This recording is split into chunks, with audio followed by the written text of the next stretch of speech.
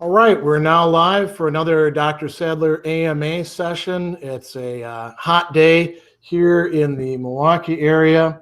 So I'm all lined up. Looks like we have some questions already here. I'm going to remind everybody that if you're asking questions that have already been asked a number of times and answered in many other AMAs, like what do you think about Jordan Peterson, or what do you think about Slavoj Žižek, or what do you think about Nick Land, I'm probably going to skip over them and take other people's questions instead. And I know that there's going to be some people that are going to be looking at or discussing the stuff in the comments as well. So let's hop in.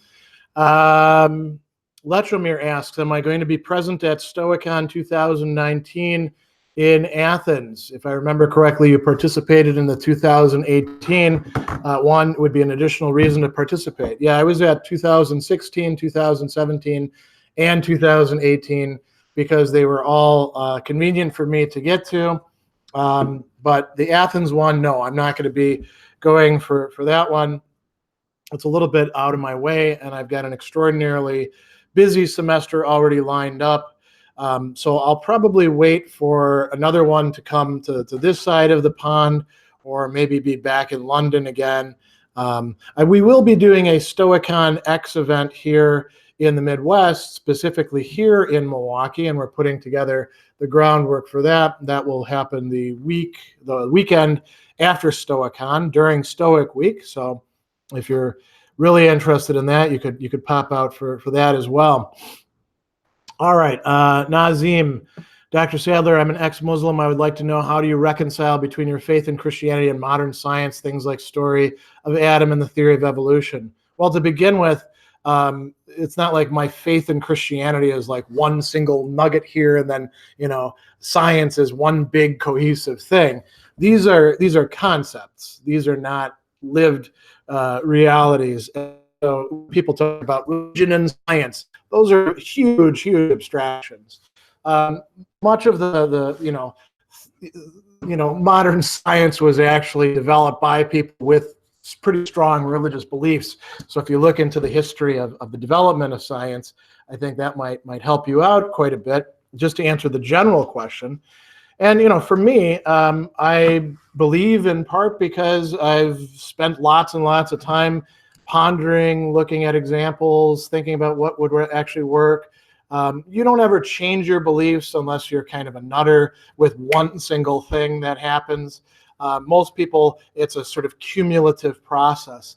When it comes to modern science, that really doesn't pose a problem for most of the mainstream churches. I mean, you're not going to find everybody saying that Adam and Eve, that story is literally true. That's more of a fringe thing. I understand that in some contexts, people may feel that all the Christians around them believe that, there were literally 7 days of creation. But, in saying that, they're actually contradicting a great church father, St. Augustine, who back in the 4th century said, this is allegorical, So I think that's part of the way that you reconcile those sorts of things. Many of the texts are not meant to be taken as absolutely, literally true at every point. Even St. Paul at some point in the letters says, this is an allegory, by the way. So, you want to avoid having sort of a crude hermeneutic of Scripture on the one hand, and you also don't want to, reify science. There's no such thing as science with a capital S. That's just a construct in our minds. There are sciences, which are disciplines, carrying out myriad different activities, some of which are well structured and defined, some of which are really fudging things. And then, we have, things like theories of evolution. And, you want to look into the background of them. Some of them are more plausible, some of them are less plausible. So, all right. And, to the next comment, Islam is clear about being taken literally. Some kinds of Islam are, not all are, and there's plenty of allegorical interpretation within the history of Islam. AP, what are your thoughts on panpsychism, pan-experientialism? I don't even know what pan-experientialism is. People are constantly coining new isms, and I've been kind of left behind. Panpsychism, the notion that everything has some sort of I don't know how to put it exactly, some sort of psychic content, some sort of something like consciousness, intentionality. I don't really buy it. I think that there are things that are mere matter, and I don't have any problem with that sort of notion. It's not, most isms that people ask me about, I'm usually going to say, as an ism, I'm not super interested in it, because I'm more of a, let's look at the texts and see what they actually have to say, not come up with a new movement or construct or something like that. All right, Zorba, I'm reading Russell's History of Philosophy. It covers till 20th century philosophy. Which book do you recommend to learn 21st century philosophy on a nutshell? There is no such book. And as a matter of fact, if you think that you're getting a fair reading of the history of philosophy from Russell, you are unfortunately deluded, because Russell is very fun to read, but Russell is a polemical and often reductionist writer.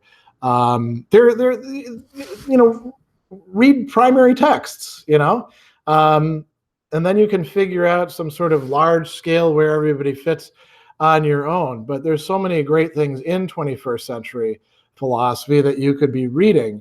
There's plenty of blogs and, primers and, here's the guide to this or that you could pick up on. But I don't work with that sort of stuff, right? Other than generating some content like that myself. Why not? I don't have time to read that sort of thing. I'm busy shooting videos and reading primary texts and teaching classes and giving talks. So I'm not the best person to talk about. And to answer Zorba's other question, can you make a series on postmodernism and its philosophy? Anytime somebody says, can you make a series? Can you make a video? Here's my standard response.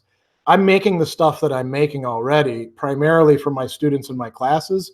Anybody can commission me at any time to make whatever videos they want if they want to pay the price, right? So I'm not going to suddenly change my direction to make a series on this or put something into the very long waiting list that people might have about, can you do this? Can you do this? Can you do this? I'm shooting stuff primarily, like today, if you looked at that board and you could see it, it's got stuff on AJ Ayer on it. That's because I'm teaching a class on ethics that starts tomorrow, and I need to put some content in there, some video content that I need for my students. That's where my attention is. Tonight I'm going to be shooting some more material on Ayn Rand. Then I got to shoot some material on Camus for my existentialism class. So if you want me to do something that goes outside of my already incredibly packed schedule, you got to commission me. All right, let's see. I'm going to try to skip ahead a little bit so I get some more other people in here. Alloy Cipher, how did you become so well-spoken? Is it a matter of practice, and does studying rhetoric really help? This is an individual thing. There is no recipe book for doing it. Much of it is a matter of practice when you've taught for 20 years and you have to present stuff to people. And when you've taught, especially not just to majors, teaching philosophy majors, that's easy. Anybody can do that, right? They basically run themselves. Teaching non-majors, intro, ethics, critical thinking, all those kinds of classes that are much tougher to teach, that will make you a much better speaker. I've never gone to speech classes or get-togethers like Toastmasters or anything like that, but I did study classical rhetoric, and it's not to say that I plot things out in my head. Okay, what does Quintilian or Cicero or Aristotle say about this? I just get up and talk, right? But the classic rhetors do say, I'm talking about Aristotle and Cicero, they do say that if you have three things, you should be able to speak well, in the sense of being competent about what you're doing. So you do need to know some basic things about how to reach an audience, right? If you see your audience getting angry, how do you understand their anger? And then, as Aristotle says, perhaps mollify it in some way, or perhaps increase it. You also do need to know what the hell you're talking about, overall, right? And then you also need what Cicero calls copia, that is a number of things that you can draw upon, sort of a well-stocked treasury in your mind. Now, as a kid, I was sitting down and reading encyclopedias for fun, So that probably contributed to my copia, right? Other people might have to do it in other ways. Aristotle also says in the Rhetoric that there's other things that are needed in order to be a persuasive speaker. Not only do you have to be competent, you got to know what you're talking about, you also need to be at least perceived by the audience as a decent person, decent in the way that they think of. And you also need to convey to the audience what he calls eunomia, or goodwill. This sense of, being interested in them as persons, looking out for their interests, not just talking to hear yourself talk, but to provide something that could be beneficial to them. And Aristotle says if you have those, that goes a long way towards it. So that may help out as well. Keon Roach, I'm really interested in conservative political philosophy. Which philosophers should I start with? I don't know. I mean, there's a lot of things that get called conservatism, and they're not all on the same page. So it's not like there's a orderly progression. I mean, you could, if you want some sort of overarching work, start out with Russell Kirk and The Conservative Mind, and that'll give you some of the people that we consider conservative. It won't look an awful lot like present day conservatives. Some of the people that he's going to talk about look like, dark Enlightenment, neo-traditionalists, or pick whatever else you want, because conservative has meant a number of different things in different places over time. So I mean, Kirk wouldn't be a bad place to start. Just take everything you read with a grain of salt. When you're reading I'm going to give you the whole picture kind of philosopher, you always want to be a little careful in accepting their overall narrative that they're using. Keon Roach has another question about Popperian falsificativism. I haven't looked at Popper for 20 years. We had to read him in graduate school. Even back then, it was kind of implausible stuff, and you're like, holy crap, are these bad reads of Plato and Hegel? So I mean, that's something you can easily, I think, Google and find critiques of Popper's theory and of falsificationism or verificationism or whatever of these isms you want to, right? All right, let's see what else we got going here. It just jumped a little bit. From Anonymous. According to statistics, considering there are more young men not working, staying home with their parents, not going to college, and that the second leading cause of death is suicide, I'm talking about the United States, what do you think could be done to revert these trends? Well, I mean, I think that quite a few of those young men could be making better uses of their time than spending it watching YouTube or gaming or bitching and moaning with each other. At a certain point, I'm not saying that we're all individualists or something like that, but at a certain point, the complaining about the terrible situation doesn't do much good, and that time could be spent working out, developing new skills, figuring out, there are people like making money and there are people getting jobs. And true, it's much harder to do today than it used to be in the past, and college costs more, and we can go on and on and on. But somebody's getting these jobs, and maybe it's good to look at who is and how does that work. And then you can start developing some resilience by learning some virtue ethics and practicing it. So that's on the sort of individual side. What can be done about it in a large respect? Well, I mean, I don't know. We could try to create job programs or something like that, but really, when it comes down to it, other than in completely depressed rural areas, if you look at unemployment rates, and you for young men, it way worse in minority communities than it is in white communities for the most part.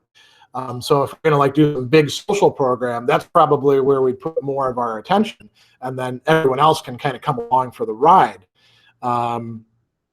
So I don't have an overall solution to that. I mean, I think that we're actually headed towards a much bigger crisis, and I'm not sure what we're going to do because of automation AI, logistics, all these other things that are going on, we find ourselves with an overall unemployment rate of anywhere from 25 to 40%. I'm not sure what we're going to do with all of those people either, so I don't have a particular solution for young men other than, hey, you're probably going to have to take care of yourself, and you're going to have to find support networks and support groups that don't just regurgitate red pill stuff for you and piss you off more. The goal is to be connected with the rest of the world, not in your own little enclave. And I would say, realize that the more time that you're spending on screen, unless it's really good stuff, you're probably not doing yourself favors, right? All right. Andre Gamito, any thoughts on Nietzsche's Sisters book on his friendship with Wagner? Currently reading it, and I found it helpful to better understand Nietzsche's philosophy.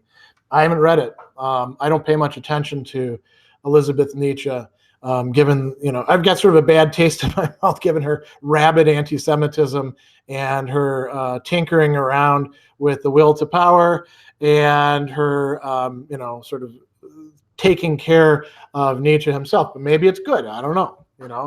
You'd have to tell me. Even a stopped clock is correct twice a day, right? So, all right. R.T. Whitby. Plato said barbarians are subhuman. Aristotle was a barbarian, so did Plato think Aristotle was a subhuman because he was a barbarian? No, because Aristotle wasn't a barbarian. He's a Macedonian. They're not barbarians. I mean, this is a non-starter. So I'm going to kind of skip over this. I'm lying to you. Can you explain the nuance between attributes and properties? Absolutely not, because that's totally dependent on whose scheme you're using. I don't know which philosopher you're referring to or what, article or something like that. Somebody may have made a distinction between those. I don't know. It's sort of like when people say, what's the difference between ethics and morality? Well, it depends on who you're reading. If you're reading Hegel, it means one thing. If you're reading, this person, it means another thing. If you're reading A.J. Ayer, he basically uses the terms synonymously. You can't, you always have to index these to what theory you're talking about. All right, Made of Clay. Does the courage to be take everything into account when dealing with a person's loss in faith? Do you think it's a good book to help? Oh, okay, you're talking about the Tillich, Courage to Be. Do you think it's a good book to help someone with this loss in faith? It can't hurt. I mean, Tillich is about as anemic of a Christian as you can get. He's part of that, liberal movement in Christianity from the early part of the 20th century going on. If he was around today, he'd probably be one of these people who's like, spiritual but not religious or something like that. I don't know if it's going to help you. It's very difficult to predict what books are going to help what person. You might want to read around, right? Read some Tillich and then read some other more substantively engaged thinkers. If you want to read other people in the existentialist spectrum, if you're dealing with a loss of faith, you want to read people who are not just going to shove apologetics at you, but rather help you sort of understand what's going on. So somebody else who would be good to read is Gabriel Marcel or Paul Ricoeur. Couldn't hurt to read Kierkegaard. You're at least going to learn something in reading him as well. All right, Shaf Ali Khan, can I explain Kant's categorical imperative in simple terms? I can distort Kant's categorical imperative by explaining it in simple terms, sure, because it's not, it is what it is. So, but sure, I'll take a stab at the first two formulations of it, because the third formulation of the categorical imperative about the kingdom of ends, that's a little bit trickier and more controversial. So the first formulation is act always on the maxim that you can will to be at the same time to be a universal law of nature, right? So what are we saying there? Anything that you're thinking you want to take as your rule for action, you should imagine what the world would be like if you were to universalize that. If it produces some inherent logical contradiction, like the breakdown between truth and lying, or if it leads to a world that would be a stupid world for you to will, like a world where nobody ever helps anyone because you might need help, then you shouldn't do that, right? So your action the maxim cannot be willed as a universal law, meaning you shouldn't do that sort of thing. The other formulation I think is a little bit easier to grasp, and it says, always, act always so as to treat humanity in yourself and in others, never as a mere means, but always as an end. So don't use other people.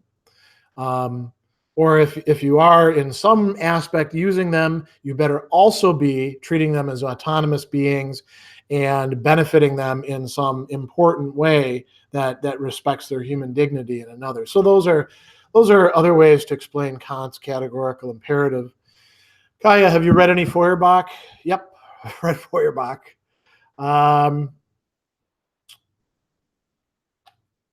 Kyle Wade has a Zizek question, but I'll take it anyway. Wondering how you feel about Zizek's view that Hegel endorses a kind of atheist Christianity. Is that a Hegelian view? Do you dislike Zizek, and why? I don't care about Zizek, quite frankly. I spent enough time reading his books back in the day, long before he blew up and became so important. I still like reading his op-ed pieces. His books are a lot of work to get through, and there's all this illusion. They would have been, I think, better oftentimes with more focus. I don't get a lot out of going back and looking at his books, but I haven't given him much time lately because I'm so pressed. Is his view on Hegel endorsing a kind of atheist Christianity a Hegelian view? Is Zizek a Hegelian? Then the answer is yes. Is it a Hegelian view? I mean, there's like a million different kinds of Hegelians, right? So, are you asking, is that Hegel's view? Are you saying, is there like an orthodox Hegelian view that all the Hegelians agreed upon, and Zizek would fall outside of it? There isn't any such thing, right? There's a lot of different interpretations of Hegel.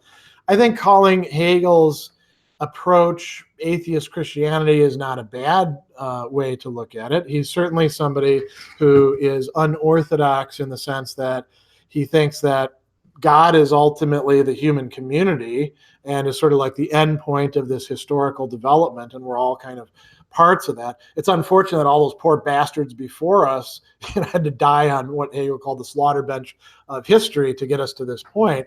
So, yeah. All right. Whitby asks, if you could say the name of one philosopher, the next day all lost works of that philosopher would be covered in perfect condition, what philosopher would I choose and why? Well, that's a tough one. I mean, what would I most like to have at my disposal that I know somebody wrote? I mean, I think for me, probably it would be Aristotle. I'd like to see those 143 different pieces, either authored by him or his students, examining the constitutions of different Greek and related to the Greek world communities, political communities. I think that would be really quite interesting. We have one of them, the Constitution of Athens. We don't have any of the rest. That would really open up a lot of doors. I mean, there's a lot of other possibilities. Wouldn't it be cool to have Chrysippus's stuff so we'd know much more about? And I'd actually probably prefer to have Chrysippus than Zeno, although I don't know. Zeno would be pretty good too. It'd be nice to have an Epicurus's works, but maybe they're not very good. We don't really know. So there's lots and lots and lots of stuff that would be really great to have. But I think I'd probably say Aristotle. Stephen Warren, do you agree with Camus that the horrors of the 20th century were misdirected rebellions against the absurd? If so, what is necessary to stave off misdirected rebellions against the absurd? Well, Camus doesn't think that all horrors of the 20th century are misdirected rebellions against the absurd. He doesn't say that in the Rebel. Sometimes there's just opportunistic bastards that have, they see other things going on and they're like, yeah, I'd like to kill some people from this group and steal their stuff and rape and all of that. It's not always, it's not always quite so elaborate as that.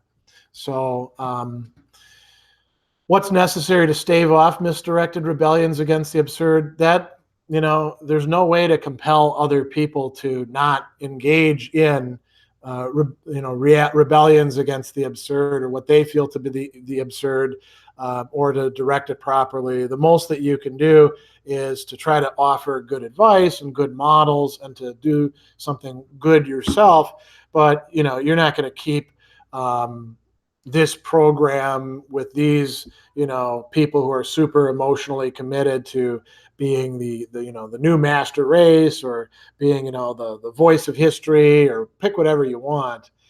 As you're not going to steer them off their tracks sometimes, other than fighting them. I mean, if you want to see a good example of something like this, where Camus ends up more or less giving up, and writing to his interlocutor, but writing in an open letter sense to other people. Read his letters to a German friend, written during the occupation and the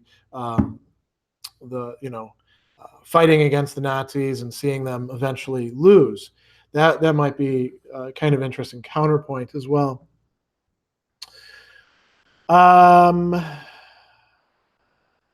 Jed asks, what was my favorite math class that I took? That's going back a long ways. My undergraduate was from 1990 to 1994. My favorite one,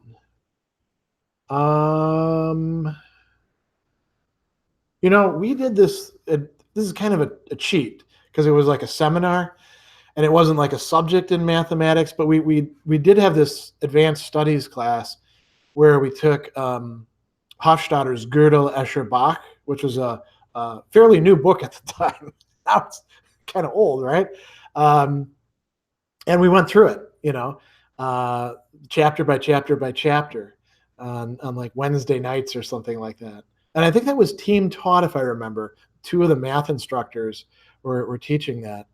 That was a lot of fun. I really enjoyed that. I liked my calculus classes because I liked the theory behind it. Discrete math I didn't like quite so much, in part because you got to study some cool stuff, but you didn't go very far into it. It's kind of like a smorgasbord approach. Linear algebra, I saw the utility of it, didn't find it a lot of fun. What else did I take? Geometry, it was okay. Complex analysis was pretty cool. Prob and stats. I actually liked prob and stats because I liked the theory of probability. That was a lot of fun. All right. Let's see what we got next. Yasonis, why does math have to be a priori to be necessary? Why can't math be both a posteriori and necessary? How should we understand Mill when he says that math is inductive generalizations and this is falsifiable? I mean, how should we understand him? You just articulated it. That's what Mill's position, which is kind of an outlier in theories of mathematics. For those who don't know, Mill thought that mathematics was not a priori. It was an empirical thing. I mean, he's not completely out there on that. There definitely is an experiential aspect to it. I mean, Wittgenstein, in his remarks on the foundations of mathematics, is playing around with, well, where else does he talk about this? A little bit in Philosophical Investigations, a little bit in Uncertainty, I think, if I remember right, but mostly in that remarks. I mean, we could say we still have to account for why there's something necessary about it and why it seems that we can transplant it from culture to culture to culture to culture. If we don't want to say in a sort of Cartesian, rationalist style or Platonist style that mathematics is, the code underlying the universe, maybe that's going too far. We do have to be able to account for why it has a certain, apodicticity, right? So it's been a long time, by the way, since I read Mill's discussion of mathematics. So I can't say too much about that. Riley, what do I think about Sigmund Freud? To what degree is he relevant today? Do I think philosophers are interested in him and ascribe to him more than they should? There's my cat. Well, there's a couple different things there. Yeah, some philosophers seem to think that Freud like had everything figured out, or some Freudian did, right? Some people are hardcore Jungians, and Jung is doing something quite different than Freud, but drawing on some stuff. You know, there are Lacanians out there like that, but they're not the Lacanian practicing psychoanalysts because they're much more pragmatic, you know. And I think we have to adopt a pragmatic attitude towards psychoanalytic theory. We have to say, okay, what actually works, what contributes to our understanding of things, and what seems to be kind of bullshit, you know, and you know, Freud sort of spinning the wheels of his own time, but really not that helpful for us in the present. And we also have to do some translation and adaptation because, you know, Freud is writing in one cultural context and we're perhaps indifferent. So we don't find them that many classical hysterics, right? The way that Freud was treating, we find other things instead. I think that there's some aspects of Freud's theory that can be quite useful, and it's usually how they get incorporated into other things, how they get brought together. The idea of deep psychoanalytic, you know, digging in analysis, digging into our lives to try to find trauma and you know, things like that. I don't see that as a big fundamental problem myself. I actually see that as a great adjunct, if it's done properly, to traditional virtue ethics. I'm not the only one, by the way. You should read Leslie Koziak's on Properly Being Affected about Aristotle, where it's suggested that in addition to Aristotelian virtue ethics, we might also need something like spiritual direction and also something like depth psychology and analysis to work hand in hand if we want to get out of our vices. So I think Freud can be useful for stuff like that. I think there are a lot of people influenced by Freud who have very interesting things to say, you know. So do you have to like be a Freudian? Probably not. That turned out to be quite unproductive. There's not a lot of philosophers, I think, who are taking Freud seriously by comparison to, say, the middle of the last century. But one who I'll mention was Alasdair MacIntyre. You know, he wrote a book on the unconscious. When I was in the seminar with him and 9 other seminar attendees, it was focused on rational choice theory and its origins in you know, sort of a Humean and Hobbesian and Smithian way of looking at things. Aristotelian Thomism, and then we spent the rest of the time looking at Freud and Lacan. So you might say, why is MacIntyre interested in those guys? Because he thought that they had something valuable to contribute. All right, Jakob Pick, do I still use Wellbutrin? No, I haven't used Wellbutrin for quite a while. It's been several years at least. I think I stopped using it before I moved here, and that was 2015. I still get depressed occasionally. I'm actually too busy much of the time to feel depressed. I've never been busier in my life than I currently am, so that helps quite a bit. And depression, you know, has a number of different forms. Sometimes chemicals can be quite useful. I think I did find it helpful to have it as something to prop me up when I was in my first marriage. And I was dealing with, you know, working in a maximum security prison. And then, you know, while I was going through a divorce, I think it was helpful. But, you know, medication is always just one part of what you need to be doing. You also have to do psychological work as well, which can be done in a lot of different ways. And you have to develop support networks and you have to be engaged with the world. So for me, I was able to go off of it. I think it also probably started having less and less of a effect for me. But I'm not to say, that's not to say that everybody should like go off their meds, right? Or not use meds. They can be quite helpful. As a matter of fact, some people use Wellbutrin. I don't know if you know this.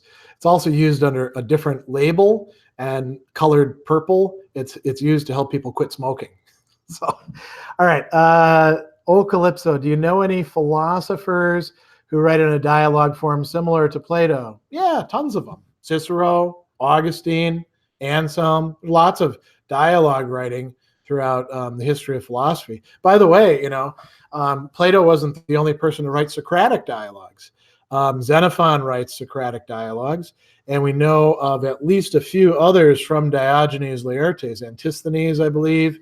I think Euclides of Megara, founder of the Megarian school, wrote dialogues. I think if I remember right, Crito was supposed to have written dialogues, all of which are lost, right?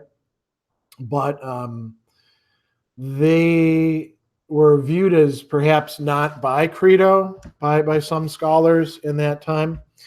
And we know that Aristotle wrote dialogues. They're just lost, unfortunately. Plutarch has some interesting dialogues as well. Plutarch is a Platonist, by the way. So there's lots of people. You gotta dig around and you'll find them. And you can judge whether they're up to Plato's standards or not, but there's plenty of them out there. David Hume, by the way, too, another good example. And of course, Berkeley before him. Leibniz wrote a dialogue or two. Who else did? You can find him. All right, Lord Awesome Tony, is there any true morality without a God? I mean, for me, it's kind of a moot point. There is a God. I don't need to worry about some sort of hypothetical of true morality in the absence, but I don't see it as simply derived from God. I'm not a divine command theorist. So I don't know. You'd have to dig into that yourself and decide what you think about it. Kelly Polis, can you elaborate on philosophical irony, particularly that of Plato as per Kierkegaard and Hegel? Do you think this irony seeps into art and makes it overthought? So the last question I'll ask that, do I think irony seeps into art and makes it overthought? So overthought, not exactly sure what you mean there. Does it mean that it's too reflective and it loses its thread? I think sometimes that that can be the case, and Kierkegaard himself, by the way, cautions against relying too much on irony, for example, in the present age and in Fear and Trembling and in other places. When it becomes just irony for its own sake, then it loses its moorings. But irony is used in the Platonic dialogues. So ironia, right? Socrates will downplay his own accomplishments, or he'll say things that he doesn't really mean in order to draw the person who he's talking to out. There's a substantive idea or intention there. It's not just being done for its own sake. It's not being done because they're bored, people being ironic today, right? It's not being done just to protect oneself either. Whatever Strauss may think of Plato's dialogues, it's not just CYA, right? So, and it introduces a capacity for saying multiple things or putting multiple things in front of us at the same time. I think that's a good thing. It does make it possible for there to be misunderstandings, but what you do then is you think about those misunderstandings, right? And that itself draws you in. Platonic dialogues, what's really cool about them, what makes a dialogue a good dialogue, is that it's not just that you take philosophical ideas and you have characters, and it's not just that the characters often represent characterologically the positions that they're taking. So Thrasymachus is kind of a dick because he talks about being a dick and why that's such a great thing, and Glaucon is an upstanding guy or anything like that. Or Eric Symmachus is a boring, natural scientist giving a boring lecture about stuff. Right? It's not just that. It's that we get drawn into the dialogue. And it can be done, it doesn't have to be a dialogue. It could be Dostoevsky's books where, my favorite, of course, is The Demons or The Possessed. I like The Brothers Karamazov. I like Notes from the Underground. I like Crime and Punishment. I like The Idiot, but perhaps a little bit less. But I really, really like The Possessed. And there you're in the middle of this back and forth. Turgenev's Fathers and Sons, by the way, is another book like that well worth reading. Or it could be, within a philosophical treatise where you see like Aristotle, considering different points of view and every once in a while making a joke. So, we get drawn into the work itself. And I don't think that that's overthought. So, Diego, what do you think of transgenderism? I don't think there is any such ism. I don't know what that would possibly mean. I know that there's transgendered people because I have plenty of friends and colleagues, I should say, and students and family members. I come from a massive family, so there's bound to be somebody of every sort within it. And here's what my view is. I think that it's fortunate that we're in a time when a lot of the sort of knee-jerk, restrictive, fear-based prejudices that we had, let's say when I was growing up, can be put aside, at least in some places. And people can explore who they think they are and, what gender they view themselves as belonging to. It's very clear that there are some individuals who, come to feel very early on that they are trapped in a body of the wrong gender. And this must have been going on for generations and generations and generations, and people often had to just stuff it down. So I look at the development of tolerance towards that as a good thing. I don't like seeing people speak for the whole transgender community as if somehow they're all exactly the same tokens, any more than I like seeing people do that for other groups as well. And I think that there's a lot of back and forth and sorting out that's going to have to go on in this time. But I'm happy that we don't live, in the sort of situation that I grew up in, where I remember if somebody was even suspected as being gay, not to mention transgendered, just gay, they would be mercilessly hounded, bullied, beaten up on, and very, very often nobody would, authorities would sometimes encourage it. Like, I remember a football coach in particular who was a real asshole in that way, or they wouldn't do anything. So I think that's, we're in a time where we can start sorting this out. I don't think that anybody really has a really clear picture about what we ought to do or what the full range is. People are coming up with all sorts of new labels, many of which I think are kind of they're either reduced to each other or they're just kind of silly. But that's what happens in times of transition. Not to make a joke of it, right? Transition in terms of the society, but maybe people who might want to be transitioning. So that's pretty much what I have to say about that. Saya Raza, what is the place of philosophy in the age of quantum physics? I don't know why being in the age of quantum physics would have anything to do with the purpose of philosophy.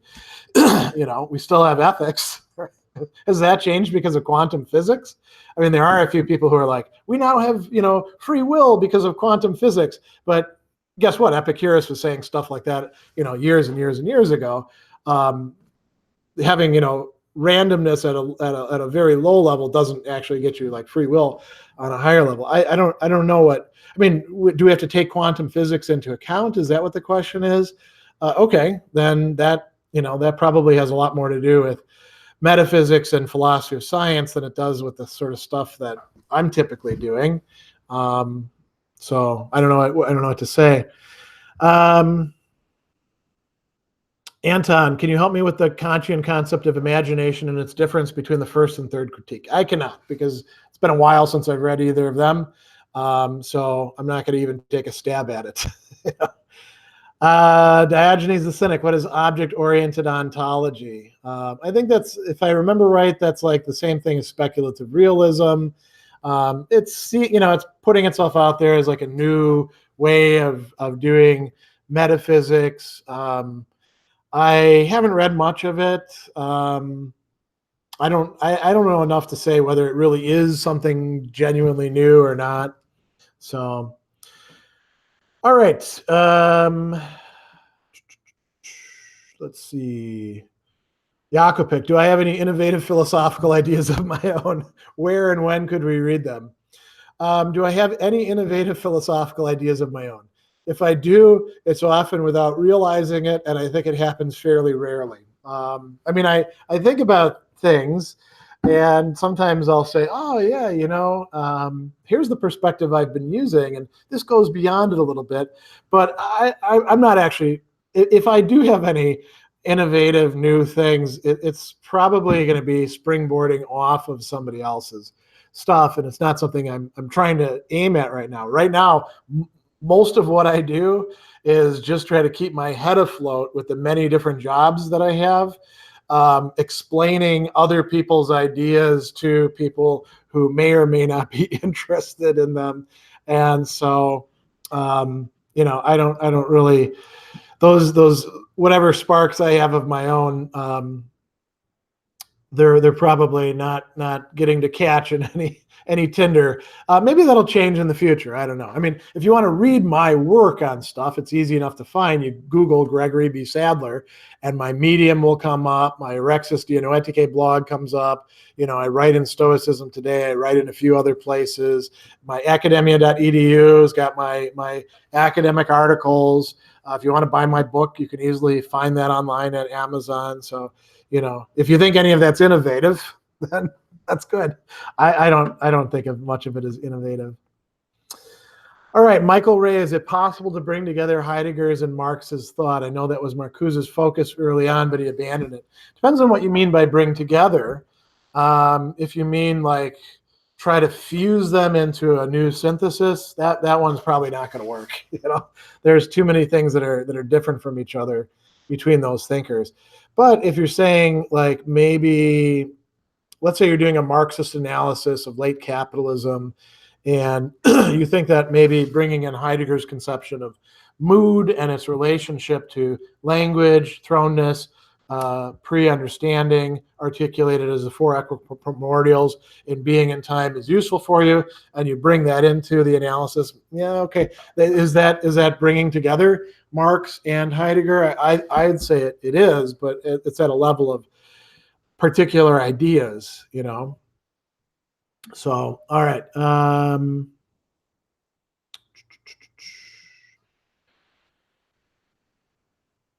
Valdemar, what do I think of Eastern Orthodoxy? Not Oriental. So we're not talking about the Ethiopian or Coptic or various Syriac churches. I mean, I think Eastern Orthodoxy has got, an interesting intellectual tradition to it. I read stuff in the Philokalia, and their hostility to some of the Western thinkers, I think, is sort of a dogmatic knee-jerk reaction. Anselm didn't say the things that they think that he said. Neither did Augustine. But the smarter thinkers among them, they recognize that, and they get past that. I've been to some Eastern Orthodox services. I think there's a problem these days with, there's the same problem with certain interpretations of, Catholic practice and doctrine as well, though. It's not like we don't have a problem with this. There's a tendency to get drawn into a certain kind of, looking back towards the past conservatism that really only shares certain values and not an overall Christological perspective. So there's a way in which Eastern Orthodoxy can be harnessed just as Roman Catholicism was, say, in France, by people like Charles Maurras, right? Atheist who's like, yeah, got to have this religious thing to hold the system together, and that includes this and this and this and this. I think sometimes that happens in Russia and Eastern Europe with some of the churches as well, but it doesn't have to be that way. And whatever's going on in one particular church, when you look at church history, what's really cool about it is you see the possibility for renewal and reform, and getting rid of, no matter how bad it gets, there's always some people who are like, hey, let's start fixing this crap, right? So, all right, there's a lot of back and forth here. Oops.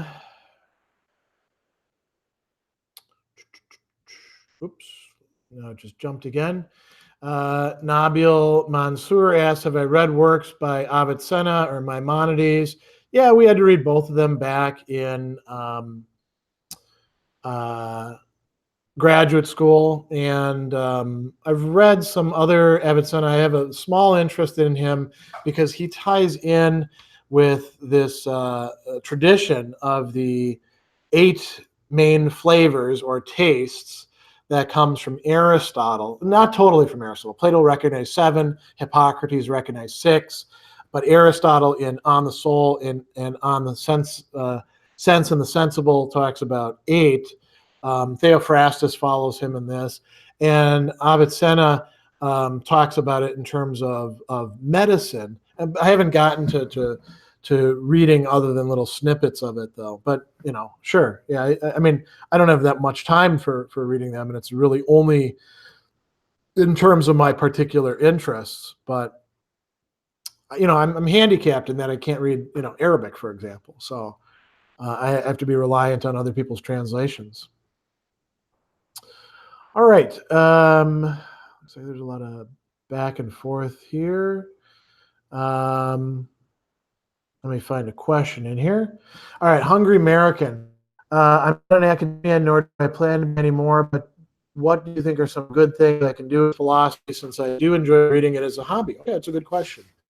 You can certainly apply it to your life and your relationships and thinking about whatever job you're going to be doing and the community that you're living in. And you can produce things on philosophy if you want. Write blog posts, do a podcast, shoot videos if you want. And if you enjoy it or they help other people, that's cool. There's also plenty of philosophy-related events and groups all over the world. I'll give an example of 2 that I'm involved in.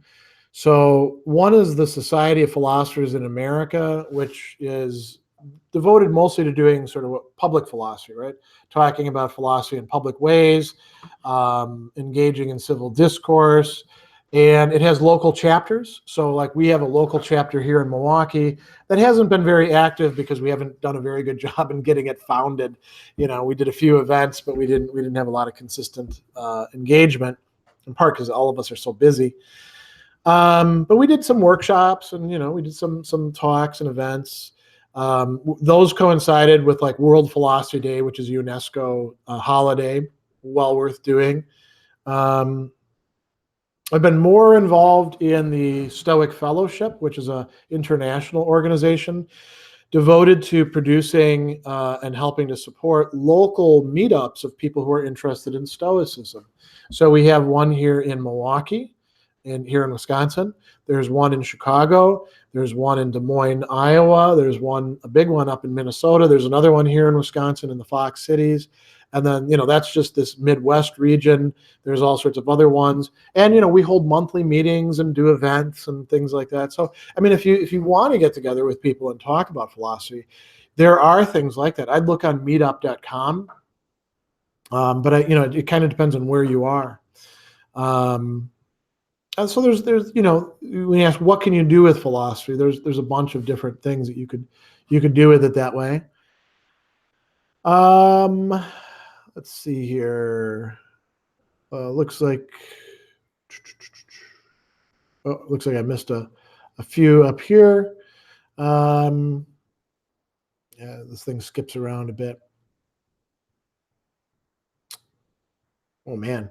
All right, let's roll back up here.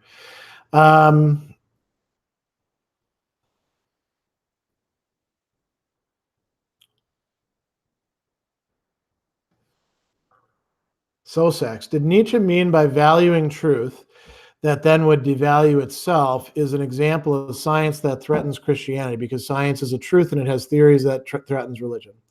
So I mentioned this earlier. There's no such thing as science. There are sciences. There are people doing science. There's no such thing as capital S science or science in the singular.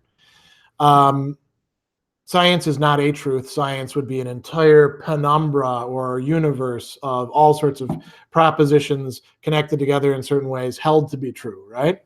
Or at least held to be possibly true, because the entire process of generating hypotheses and testing them. Can't say it's true until you actually start getting information for it. And even then, you can't always say that it's completely 100% true. Nietzsche thought that the modern approach to science that most people had is just as theological, just as faith-based, just as irrational, concealing itself behind rationality as theology was.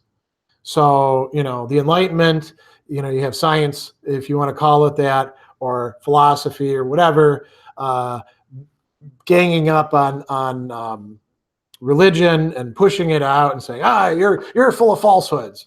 But these if we're personifying them, they're just as full of crap as the falsehoods they pushed out. And they also apply to themselves.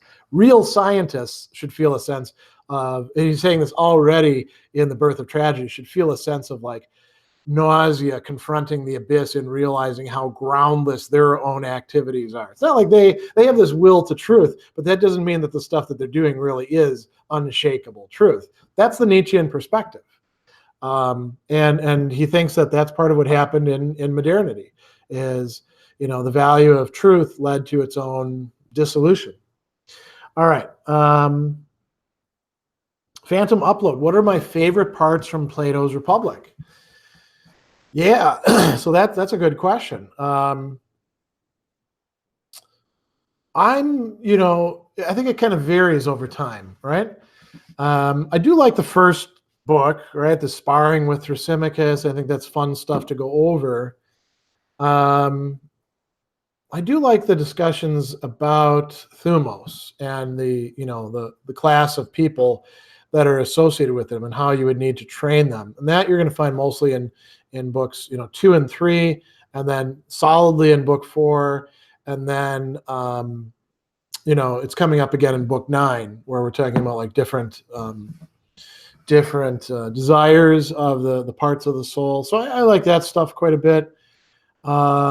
There's some interesting discussions of love in there and what it is that we're motivated by.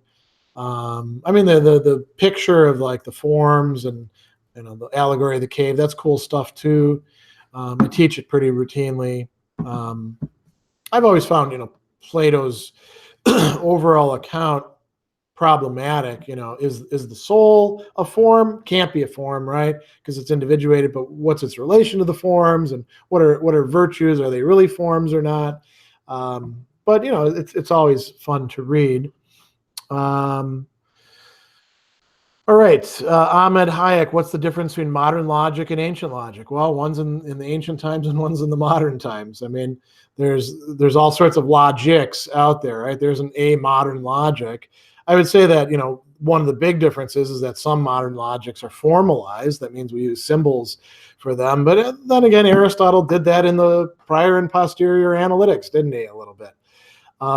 There's a couple different logics in ancient times. There's Aristotelian logic, Stoic logic. There's what we know of Diodorus and the Megarian school. Logic, by the way, also verges over into dialectic and rhetoric. Then there's a lot of different modern logics. So it depends on which one you're talking about. I'd say there's some interesting new developments, but some of them go back to, modal logic is not something radically new. The Stoics and the Megarians were working with something like that back then. So, Stephen Warren, what are your thoughts about interpreting the Jungian concept of the shadow into Nietzsche's warning about the shadow of God? I keep bringing this up. I would avoid taking great philosophers and trying to shoehorn their ideas into somebody else's scheme. There's lots of people who are super into Jung, and I think some of them like Nietzsche, but I think that Nietzsche, at least in my view, is a better thinker than Jung is, and I don't know why we would necessarily want to bring in Jung stuff into Nietzsche to make sense of it. So, all right, Miran, interested in the Frankfurt School having difficulty reading Adorno. Any pointers where to start with the Frankfurt School? Yeah, don't start with Adorno. Adorno's probably the hardest person to read in the Frankfurt School. Adorno is Hegel level difficulty, To read, for example, in the original text, to read Minima Moralia, you need to know 5 languages. You need to know the German that he's writing in, and then, Greek, Latin, French, English, so you can catch those allusions. And I think there's even some Italian phrases in there as well. I think the English translation probably has it all translated for you. But Adorno is just his thinking is so complex. It's so hard to figure out sometimes what relates to what and how things are going on. That's why my first publication ever was on Adorno, and then I never published anything on him after that. I tried writing things, but I was never satisfied with it. So where to start with the Frankfurt School? Adorno has a good book with Horkheimer, The Dialectic of Enlightenment. I'd check that out.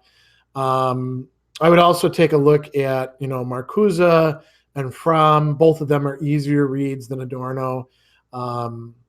And then, you think about where the Frankfurt School is going.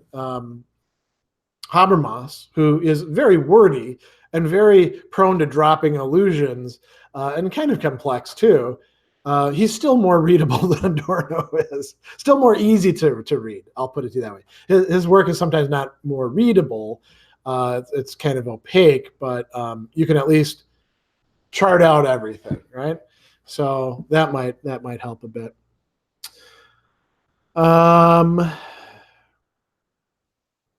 Keegan, you said before you're a big Derrida fan during grad school. What are your thoughts on Derrida's Glass? I read it once, didn't enjoy it. Most of his middle period stuff I didn't find valuable. I like his early stuff. I like some of his later stuff, and that's pretty much it. All right, Zeter Oxalon. I've taught to prisoners in the past. I'm sure a couple or more of them were alcoholics or addicts. Do I have anything specific to share as advice to recovering addicts? I guess you could say it's really important to have a good support network, right? People who help you understand your addiction, so they're not just like down on you like, oh, you're such a terrible person, you addict, but they're not like enabling you. You definitely don't want to like hang out with your old friends and go out to the bar. You want people who can, and you don't want Pollyannish sort of like, oh, it's so good, you're doing so good. You want people who are like, oh man, yeah, you just went through a crisis. I see you coming out of it. I mean, you probably could have done better, but good job, buddy. Let's find something productive to do. Like we're going to stay away from the bar and we're going to go down to the lake and watch the water, and maybe we'll chat a bit, or maybe we won't. I'd say finding a support network is quite important, and realizing too that if you are an addict, because of your addiction, your personality has come to be deformed in ways that probably drew the wrong people in and pushed the right people away. So when you and people in your support network get into a conflict, don't automatically assume that the problem's with them. Just realize you've got something to work on. I guess that's the best advice I could give. That might be helpful in some respect.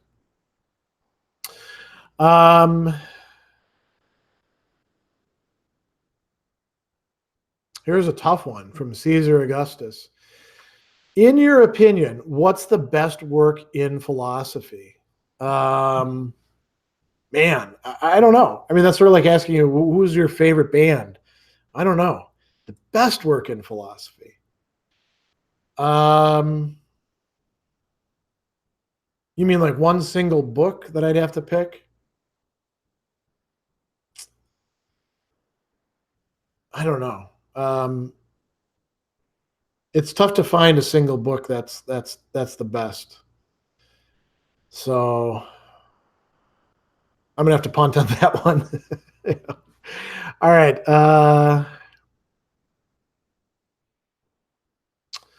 What are my thoughts on G.K. Chesterton? I like Chesterton. I enjoy reading his stuff. He's one of these people that for whom being involved in religion, and it's good to remember too that he's a convert, didn't solve problems. It just made things more complicated for him. I'm always attracted to thinkers like that.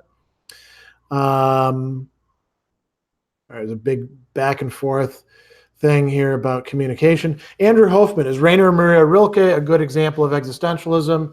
If so, how? Emphasis on concrete experience. There's a religious dimension to his work that's not an orthodox, religious take, but really opens up. I mean, you read the Duino Elegies, or read some of his works from the Book of Hours, or read some of his letters. Think about his idea as God is something that we're building through our actions and choices. Very different than the church that he was brought up in as a kid. He emphasizes the need to develop yourself as an individual. He uses this term solitude or Einsamkeit for that, which ties in very closely with, Nietzsche's conception of solitude, Dostoevsky's notion of individuality, Kierkegaard's notion of individuality. He's really solidly in the curriculum. And there's some overlapping stuff. He and Nietzsche shared Lou Salome as a friend. And I'd say she fits in there as well, by the way. I think you can watch the videos that I've got on Rilke. Oh wow, here's a really interesting question from Gene. 3 pieces of wisdom I've picked up while teaching in a classroom. Okay, that's good.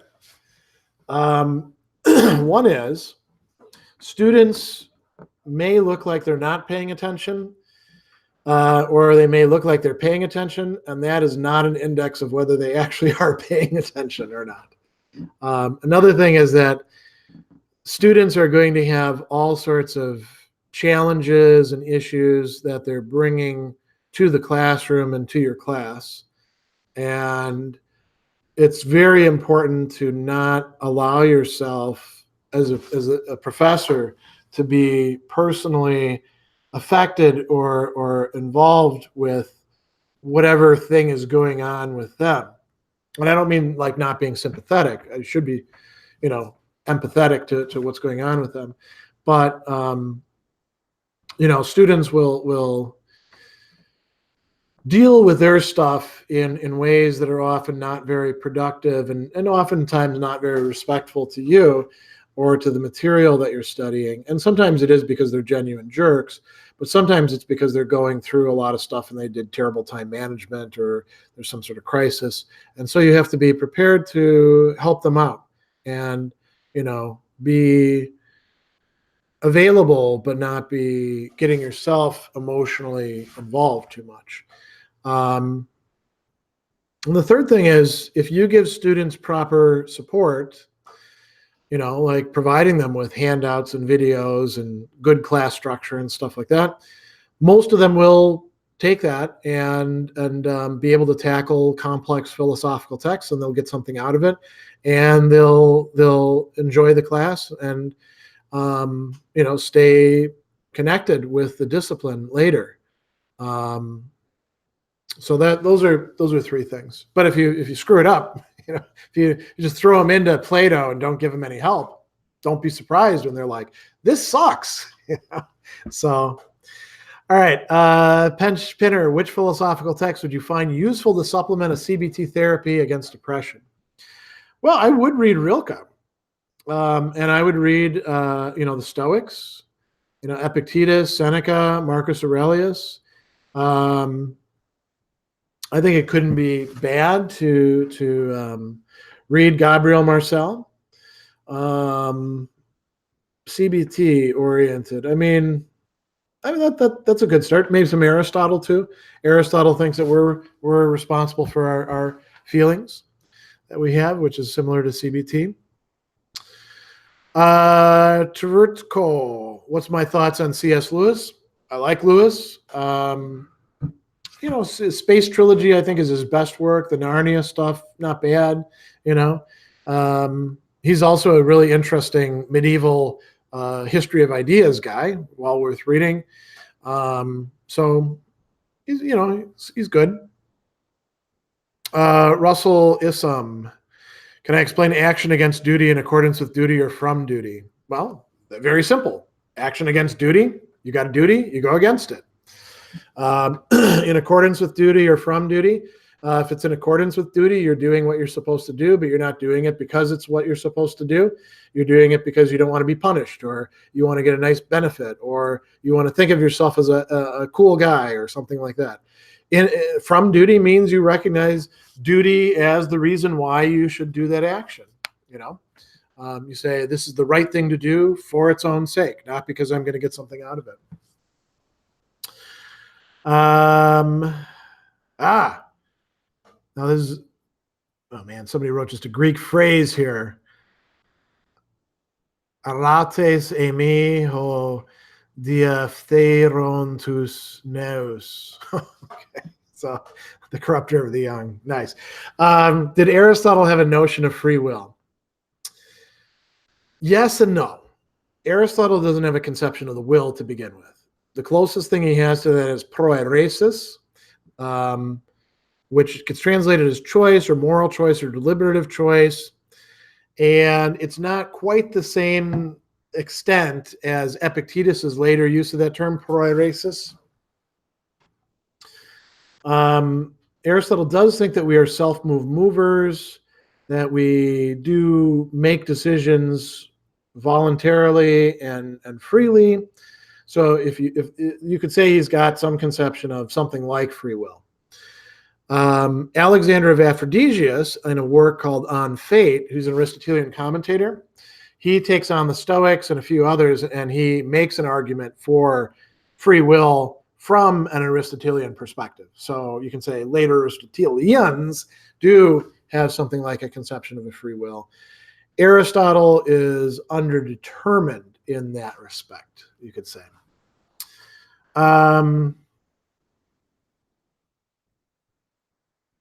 Cynical skeptic. What books would you recommend that delves into American rugged individualism? Hoover was the one who coined the term, but I have a feeling it comes from the 19th century. I don't know. You're looking for books that are like about America, saying you should be a rugged individualist. I think that's something you can probably find by Googling. I don't know. That's not something I've really looked into. Elijah writes, being a student of political science for my BA, I want to study philosophy as my MA, but my teachers suggested me to keep track with political science. Do you think I should listen to them? I don't know. I don't know your situation. I don't know your teachers. They might be really smart people. They might be really dumb people.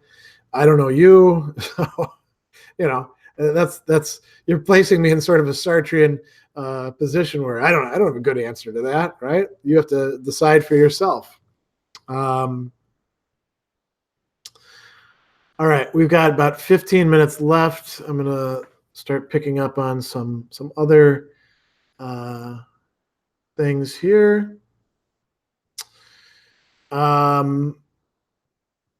Martin asks, are Kant's observations on math affected in any way by the developments in foundations of math and logic?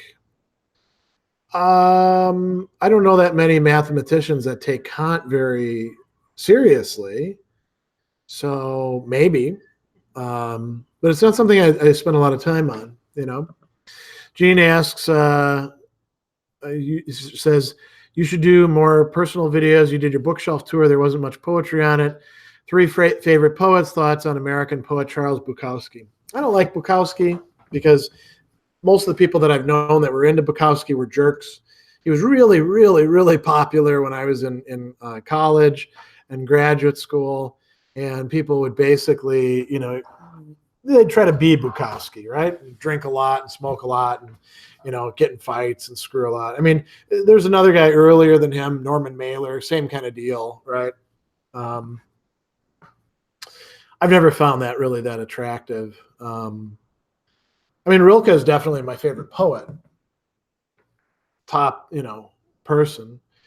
I'll say that my wife really likes Szymborska, and I'm starting to warm up to her.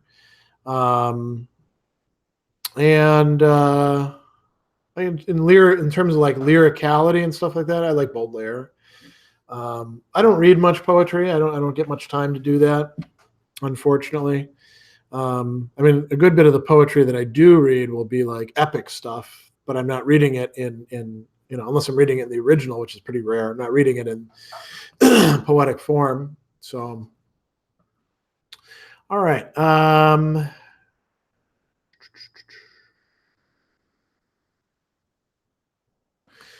Azrael, what do you think of Rawls as a philosopher, but also as a reader of modern philosophers such as Hobbes? I've seen some videos where you've been quite critical of analytic philosophers.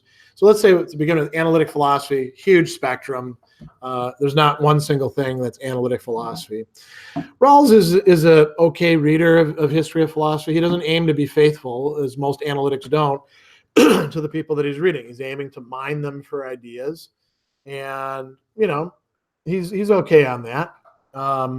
I'd say that Rawls is better off than a lot of analytic philosophers in that he actually reads full texts, which is to his credit. And then when he does that, he's better. There's other people like Brandom who are officially analytics, but are basically good history of philosophy or continental people. Rawls is interesting. I think that Rawls basically took a sort of Harvard, liberal point of view from the 1960s, very provincial, but presenting itself as universal, and then blew it up into something that caught the attention of a lot of people. Again, large part because he's from Harvard. Prestige plays a major role in the philosophical establishment. His works are interesting. They're worth reading. I teach some of his stuff, but if you're going to say who are the, top 10 great philosophers, he wouldn't be in it. So, all right.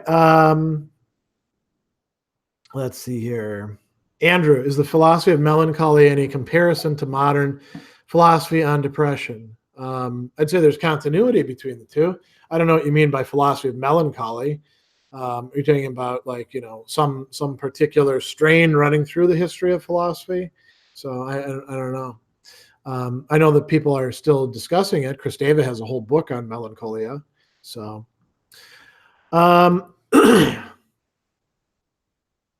Forest Rebel, what text would be best, whether primary or secondary, for an undergraduate's introduction to phenomenology?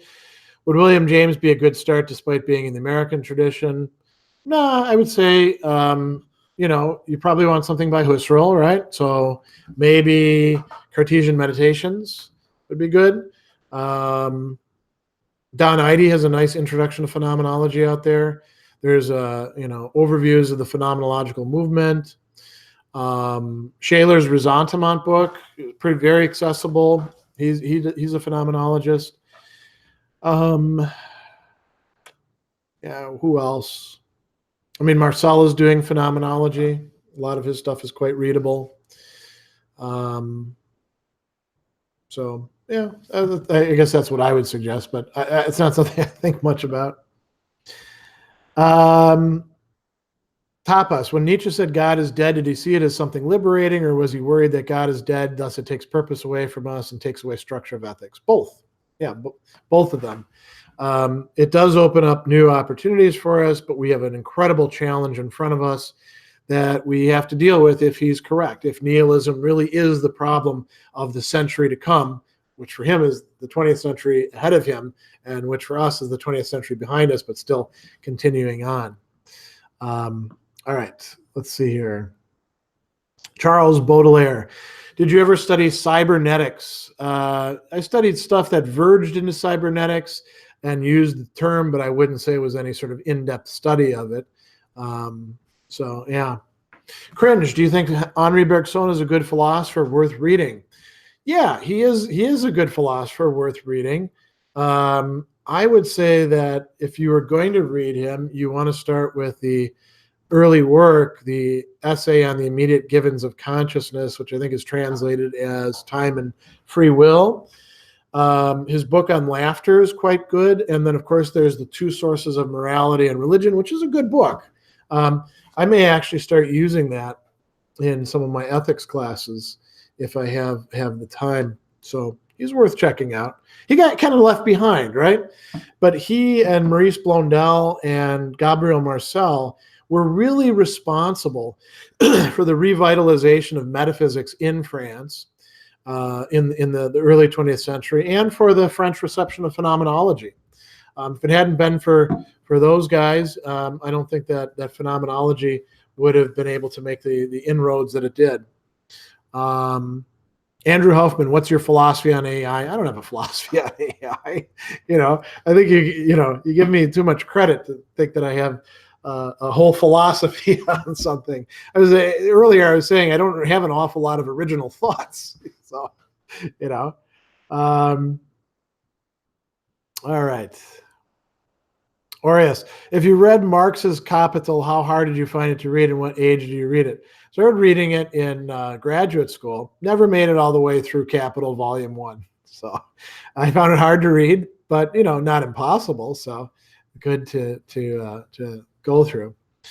Whoa, can you speak to misunderstandings in classical philosophy, particularly Aristotle, that arose from the Latin tradition in their translations instead of the original Greek? Yeah, most of the people that talk about these misunderstandings are full of crap. That's what I'll say, especially Heidegger. Just read some Cicero. Cicero knew Greek, put the stuff into Latin. The people who were translating were not dummies. Boethius, by the way, had this project of translating all of Aristotle and all of Plato's works into Latin, and unfortunately he died young. People make way too much of this, and it's been way overblown. Most of the people who could read, who are putting the stuff into Latin, they know Greek. They discuss whether this is a good translation or a bad translation. It's sort of a linguistic one-upmanship. We Germans are like the ancient Greeks, and we, our terms are similar. Not like those damn Latins, who in the Middle Ages carried on the tradition and got everything all garbled up. They translated, logos as ratio. Oh my God. Well, I mean, that's kind of that's a story, but it's not a real true story. So, I would take a lot of that with a grain of salt. Martin Costa, are you familiar with the Ecological Rationality Project? General thoughts on decision theory and rationality. I'm not familiar with that project. Decision theory and rationality is very nice for very clearly defined problems. It's a nightmare when people think that that's how people actually do behave and make decisions, and it can't deal with the things that we need it to deal with, and it can't take it into account its own problems. So yeah. Let's see here. Oh, I'm so sorry about this. Tiger Kill Jayhawk. I'm a music composition student surrounded by terrible atonal music. What do I say to a professor who says that 5 people popping bubble wrap is good music? Any text on aesthetics I should read? I'm not an aesthetician, so I don't really have much to say about that. I will say I commiserate with you. I mean, when it comes down to it in graduate school, it doesn't pay. And I'm somebody who actually did do this an awful lot. It doesn't really pay to argue with your professors and try to prove them wrong. They've got their positions. They're invested in it. Learn what you can from them. Think privately on your own. This guy's full of crap, but I can learn something from him. You're not going to change their minds. The key is to keep yourself sane and to learn the stuff that you feel you're not getting. So figure out where you're going to get it. So I knew that the people at SIU, when I was going there, were not very good when it came to, ancient and medieval philosophy. So I did my medieval on my own. I learned Latin and studied Anselm and Aquinas and whoever else I wanted to look at. And I did my Aristotle and Plato in the classics department instead of in the philosophy department. Sometimes that'll be what you have to do, is find other places to get the information that you want. But I do sympathize with you, because man, that would suck. All right. Let's see here.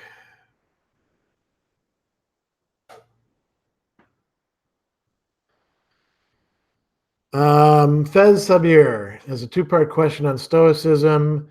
What would be the most important ideas on which Epictetus, Marcus, Seneca, something or other? And then who would be a Stoic in recent history to stood up for the principles of Stoicism? There's a whole modern Stoic movement out there. So you got Donald Robertson, Massimo Pigliucci, you got Lawrence Becker. There's plenty of people out there. Margaret Graver. You just gotta Google search, right? Or go to, go and see who's talking at Stoicon, right? Look at the past things. Just type in Stoicon 2016, 17, 18. See who's out there doing stuff. What would be the most important ideas in Epictetus, Marcus, or Seneca? There's a whole range of them. Seneca tells you Stoicism is a complex, systematic philosophy. So, the idea, some people try to say, well, it's all about the dichotomy of control, or it's all about, virtue is the only good. Well, those are ideas. They're important within it, but they're not the only ideas. So you want to look at the totality. And, I would get yourself Epictetus's discourses and Seneca's letters and start reading through them. And you're gonna see which ideas keep popping out at you. All right. Let's see here. Testing channel. Does Socrates think that piety is part of virtue or the whole of virtue? Neither. He thinks it's a virtue, right? And if we want to say that virtue has parts, which he never fully commits himself to, that's quite fine. Piety never really gets clarified in the Platonic texts. It might be a variant of justice. It might be a fifth virtue of its own. Plato doesn't actually stake out a coherent position on that. Sailor of Venice, what's the best way to learn about Hegel without having to read Hegel? How the hell would I know? I mean, what's the best way to find out what the ocean is like without ever going near the ocean? Read Hegel. I mean, if you want to read Hegel, read Hegel. If you don't want to read Hegel, don't read Hegel. Get whatever secondary text you want. Understand that since you haven't actually read the Hegel, you have no idea whether they're full of crap or not, and whether they've got their own weird take. If you want to understand Hegel, you got to somewhere down the line read Hegel. J. Tunick, do the ancient Hellenic philosophers hold that distinction necessitates division? No, we can distinguish things without them being divided. Aristotle talks about that in On the Soul. There's lots of ways to distinguish parts of the soul, and not all of them are actually parts that are separate from each other. Let's see here. Oh, we got about 2 minutes left. I got to get to work pretty soon. Let's see what I can grab onto very quickly. Oops. Just skipped again.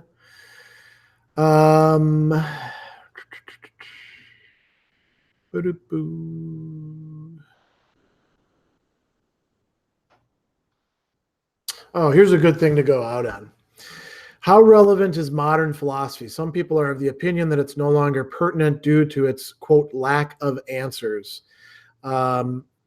It's got lots of answers. Anybody who thinks there's a lack just isn't doing any work, right? The problem is that there's a variety of answers, and the question is, which is the answer? And it's best to understand that, very, very many fields suffer from that same sort of problem, including all of the social sciences, including all of the humanities, including, actually quite a few other things as well. Anybody who tries to say that there's the answers in business, the answers in engineering are lying to you or ignorant.